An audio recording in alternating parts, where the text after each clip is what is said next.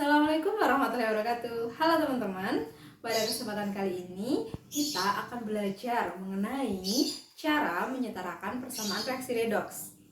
Nah, sebelum teman-teman belajar mengenai cara penyetaraan persamaan reaksi redoks, teman-teman harus mengingat dulu tentang konsep reduksi, oksidasi, dan juga ketentuan menentukan bilangan oksidasi.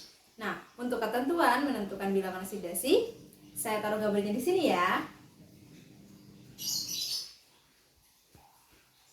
Nah, teman-teman udah ingat kan bagaimana cara menentukan bilangan oksidasi? Sekarang, mari kita lanjutkan bagaimana caranya menyetarakan persamaan reaksi redoks. Oke, teman-teman, kita menggunakan dua metode untuk menyetarakan persamaan reaksi redoks. Yang pertama yaitu menggunakan metode setengah reaksi. Kemudian yang kedua kita menggunakan metode perubahan bilangan oksidasi atau PBO. Nah, kita mulai yang pertama ya, yaitu kita menggunakan cara atau metode setengah reaksi. Kita langsung menggunakan contoh soal. Nah, di sini ada reaksi antara Zn dan juga NO3- menjadi ZnO2 2- dan juga NH3 pada suasana asam. Oke, tahap pertama yang harus teman-teman lakukan untuk menyetarakan persamaan reaksi redoks dengan menggunakan metode setengah reaksi ini, kita menuliskan dulu masing-masing setengah reaksi zat yang bereaksi. Di sini ada Zn, di sini berubah menjadi ZnO2. Kemudian ada NO3- berubah menjadi NH3. Kita tuliskan terlebih dahulu.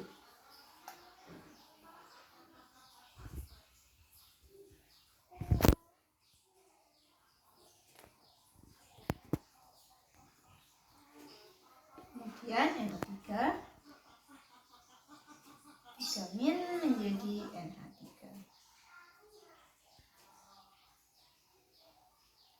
Oke, tahap selanjutnya kita menyetarakan jumlah unsur yang di lognya berubah. Di sini ada Zn. Zn di ruas kiri berjumlah 1, kemudian di ruas kanan juga berjumlah 1. Berarti sudah setara ya.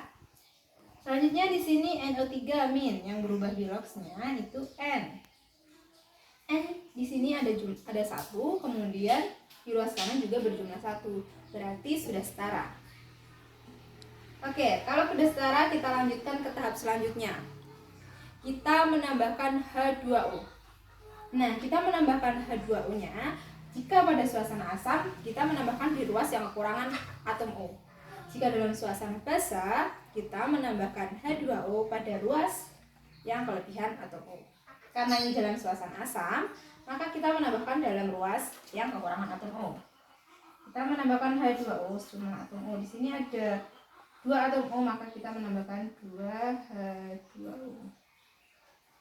Kemudian pada ini NO3- dan NH3 kita menambahkan di ruas kanan yang kekurangan atom O jumlah 3 H2O. Oke, tahap selanjutnya yang harus kita lakukan adalah menambahkan ion H atau ion hidrogen. Nah, untuk suasana asam kita menambahkannya menggunakan ion H+. Jika dalam suasana basa kita menambahkan ion OH-. Oke, kita lihat dulu di sini. Kita menambahkan di ruas yang kekurangan atom H. Di sini ruas kiri ada 4H, maka di ruas kanan kita menambahkan 4H+. Oke, di sini ada di ruas kanan ada sejumlah 9 atom H. Maka di ruas kiri kita menambahkan 9H+. Tahap selanjutnya kita menyetarakan muatannya. Di sini di ruas kiri muatannya 0. Di ruas kanan ini ada -2 dan juga +4. Maka kita menyetarakan muatannya dengan menambahkan elektron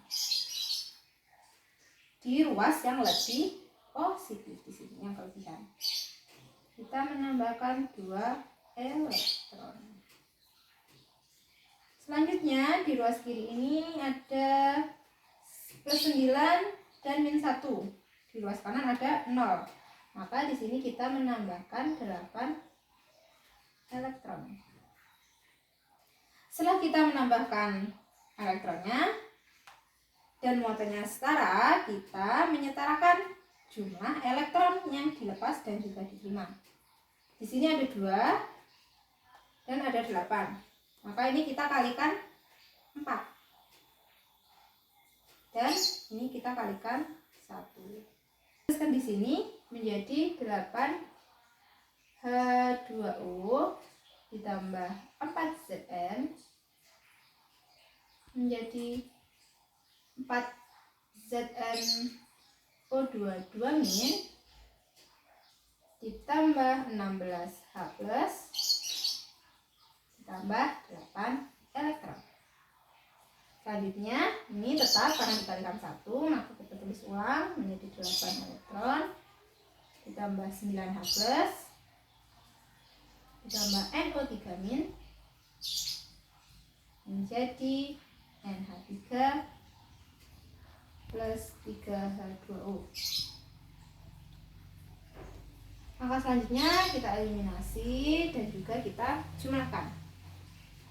Oke, di sini kita eliminasi dulu, jumlah elektronnya sudah sama, maka kita eliminasi.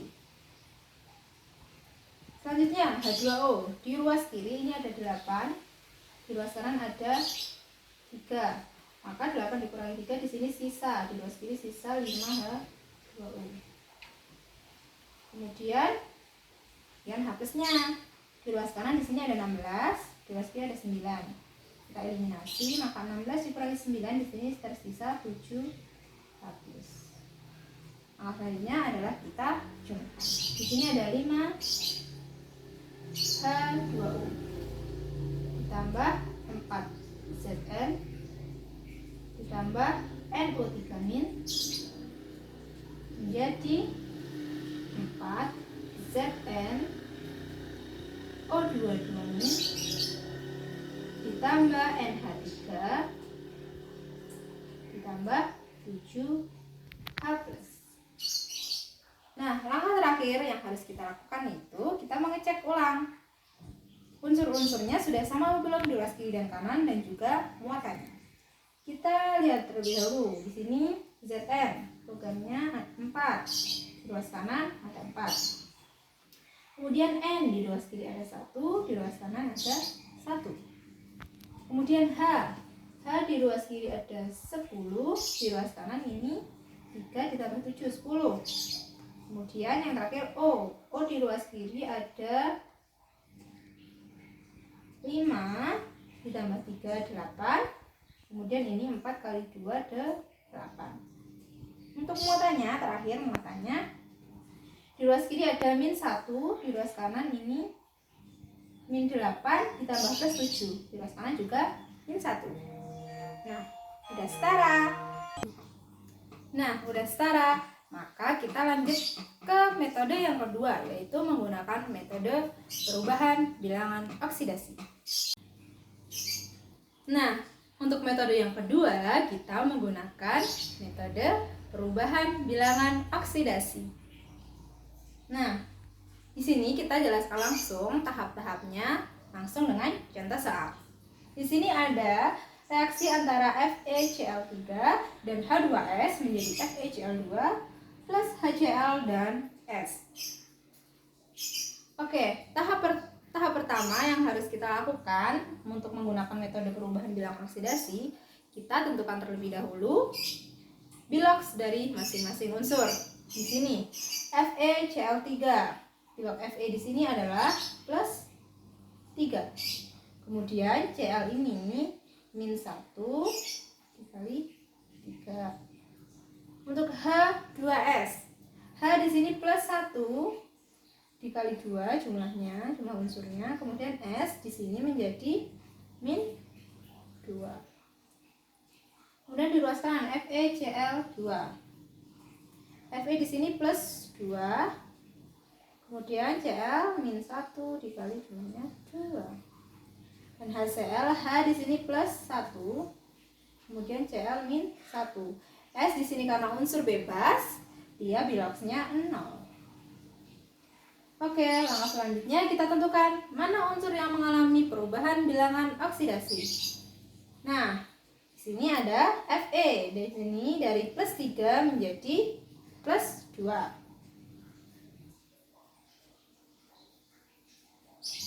Kemudian Cl di ruas kiri min 1, di ruas kanan min 1 semua.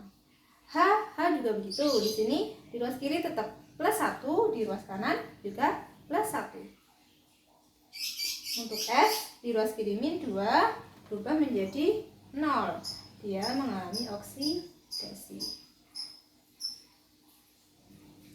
Oke, tahap selanjutnya adalah kita menyetarakan unsur-unsur yang mengalami perubahan bilangan oksidasi. Misalkan ada Fe dan juga S yang mengalami perubahan bilangan oksidasi. Oke, di sini Fe ada berjumlah 1 di ruas kiri, di ruas kanan juga 1, berarti sudah setara. Kemudian S di ruas kiri 1, di ruas kanan juga 1, berarti sudah setara. Tahap selanjutnya kita menentukan perubahan bilangan oksidasinya. Di sini Fe plus 3 menjadi plus 2, berarti dia berubahnya menjadi 1. Perubahan bilangan oksidasinya 1.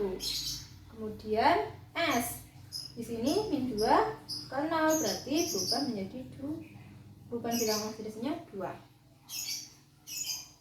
Tahap selanjutnya kita setarakan, kita samakan perubahan bilangan oksidasinya dari reaksi reduksi maupun reaksi oksidasi. Di sini ada 1, di sini 2, maka ini kita kalikan 1 dan ini kita kalikan 2. Nah, 2 ini menjadi koefisien dari unsur-unsur yang mengalami perubahan bilangan oksidasi. Di sini berarti yang mengalami reduksi, di sini dikali 2, maka ini juga 2, ini juga 2. Untuk yang mengalami oksidasi tetap dikalikan 1, dikalikan 1, dan dikali 1. Oke, langkah selanjutnya kita setarakan muatan. Nah, ini di ruas kiri dan di ruas kanan muatannya sudah sama-sama 0. Setelah muatannya sama, kita lanjutkan ke tahap selanjutnya, yaitu kita setarakan unsur atau atom H. Ini di ruas kiri jumlah 2, di ruas kanan jumlah 1. Maka kita di sini kita kalikan 2. Nah, tahap terakhir yaitu kita cek ulang apakah sudah setara. Oke, ini di ruas kiri Fe ada 2, di ruas kanan 2. Kemudian S1 di ruas kiri, di ruas kanan ada 1. Kemudian Cl di sini ada 6, di ruas kanan 2 kali 2 4, 4 ditambah 2 6 juga. Dan yang terakhir adalah H di ruas kiri ada 2, di ruas kanan juga ada 2. Nah, sekian pemaparan mengenai penyetaraan persamaan reaksi redoks. Assalamualaikum warahmatullahi wabarakatuh.